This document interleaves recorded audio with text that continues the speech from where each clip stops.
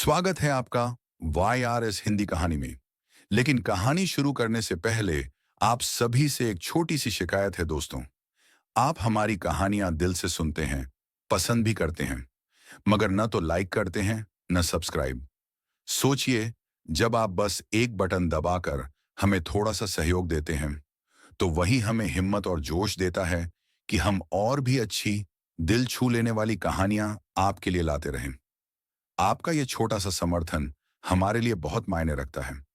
तो please video को like कीजिए, चैनल को सब्सक्राइब कीजिए और हमारे साथ इस सफर में जुड़े रहिए। धन्यवाद। अब आते हैं आज की कहानी पे, जिसका नाम है शापित जंगल।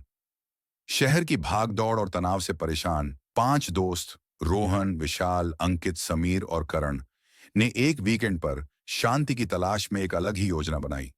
किसी पहाड़ी और सुनसान जगह जाकर कैंपिंग करने की। भीड़ भाड़ से दूर, नेटवर्क से मुक्त, एक ऐसी जगह जहां सुकून हो। इंटरनेट की खोजबीन के बाद उन्हें मिला कालाबन, उत्तराखंड की सीमा में एक घना, अनछुआ जंगल, जिसके बारे में ज्यादा लोग नहीं जानते थे। कुछ फोरम्स पर इसकी चर्चा थी, लेकिन सब ने उसे अफवाह मान लिया।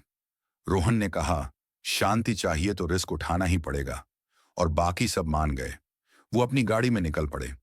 पहाड़ों की ऊंचाई, नदियों की कलकल और ठंडी हवा, सब कुछ सपना लग रहा था। रास्ते में उन्होंने कुछ पुराने मंदिर देखे, चाय के ढाबे और घाटियां पार की। एक पुराना गांव आया, जहां वो सब थोड़ी देर के लिए रुके। वहीं एक बूढ़ा बाबा बैठा था, जिसकी आंखें अजीब रूप से सफेद थीं। बाबा ने उन्हें देखा और कहा, उस जंगल में मत जाना। वहां पहले भी 5 गए थे, पर लौटकर सिर्फ एक ही आया था। सब हंस पड़े। अंकित ने कहा, बाबा कहानी सुना रहे हैं। बाबा ने कोई और बात नहीं की, बस एक अजीब सी राख उन्हें पकड़ा दी और बोला कि जब बहुत जरूरत लगे तो इस राख को आग में फूंक देना। शाम ढलने लगी थी। जैसे ही वो जंगल की ओर बढ़े, रास्ता कच्चा होता गया।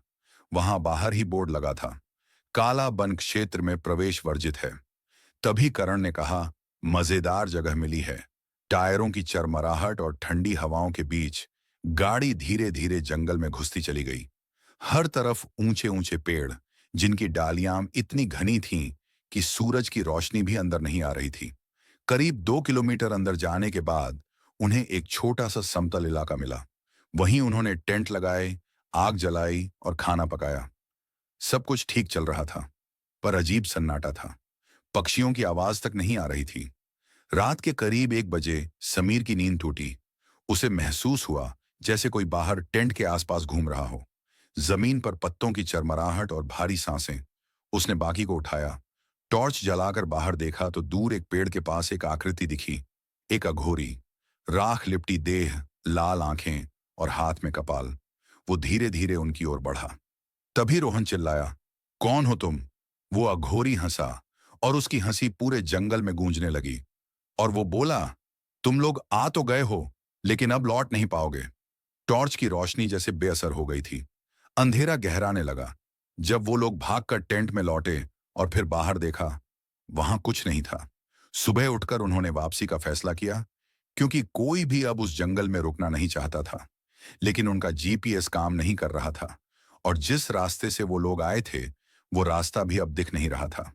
अब हर दिशा एक जैसी लग रही थी, पेड़, अंधेरा और सन्नाटा। चलते चलते दोपहर हो गई। तभी करण की चीख सुनाई दी। वह जमीन पर गिरा हुआ पड़ा था। उसके शरीर पर लाल निशान उभर रहे थे, जैसे किसी ने पंजों से उसे नोचा हो। उसने फटी हुई आंखों से रोहन से कहा, किसी ने मेरी आंखें फोड़ दी, मैं कुछ नहीं देख पा रहा हूं। उसकी सांसें रुक गईं। उसकी आंखें पूरी तरह सफेद थीं। घबराए हुए चारों दोस्त आगे बढ़ते गए। तभी उन्हें पेड़ों के बीच एक बच्चा दिखा, छोटा, कमजोर, फटे कपड़े पहने। वो उनके करीब आने लगा और उनसे कहने लगा कि मैं खो गया हूं, मुझे मेरी मां के पास ले चलो। अंकित झुककर उसे उठाने लगा। तभी बच्चे की आंखें काली हो गईं और उसके मुंह से कीड़े निकलने लगे। उस बच्चे ने अंकित से कहा, तुम्हारे दोस्त मुझे खाने नहीं दे रहे थे, अब तू मेरा शिकार हो गया है। तभी बच्चे ने झपट्टा मारकर अंकित की गर्दन चबा ली। उसकी चीख जंगल में गूंज गई। अब बचे 3, रोहन, समीर, विशाल। वो बदहवास दौड़ते रहे। थोड़ी दूर एक पुराना खंडहर दिखा। वहां दीवारों पर तांत्रिक मंत्र और खून के निशान लगे हुए थे। और एक कोने में वही अघोरी बैठा हुआ था। वो मुस्कुराते हुए बोला, तुम्हारा स्वागत है। अब डरने की जरूरत नहीं है। दर्द का असली मजा तो अब आएगा। अचानक जमीन से काले हाथ निकले, जिसने समीर को पकड़ लिया और खींच लिया। उसकी चीखें क्षण भर में दब गईं। विशाल भागने लगा, लेकिन तभी दीवार पर बना एक चेहरा उभर आया और उसे चिपक गया और विशाल दीवार में समा गया। अब सिर्फ रोहन बचा था। घबराया, कांपता, वह भागता रहा। अचानक उसे एक जानी पहचानी जगह दिखी। वही चाय की दुकान, वही बाबा। वो बाबा के पैरों में गिर पड़ा और बोला, बचा लो बाबा, सब मर गए। मैं मरना नहीं चाहता हूं। बाबा ने उसे उठाया और राख की पुड़िया उसकी ओर फूंक दी। बाबा ने बोला, मैंने कहा था ना, लौटेगा सिर्फ एक ही। रोहन आज एक मानसिक अस्पताल में है। वो रात में चीखता है, बार बार कहता है, वो बच्चा, वो अघोरी फिर आ गया। एक रात सीसीटीवी में रिकॉर्ड हुआ कि कमरे में कोई नहीं था, पर दीवार पर खून से लिखा था, अब तेरा नंबर है। क्या आप भी ऐसी किसी शांत जगह जाने का सोच रहे हैं? तो याद रखिए, हर सन्नाटा शांति नहीं होता। कभी कभी वहां चीखें छुपाई जाती हैं, जो बस किसी नए शिकार का इंतजार कर रही होती हैं।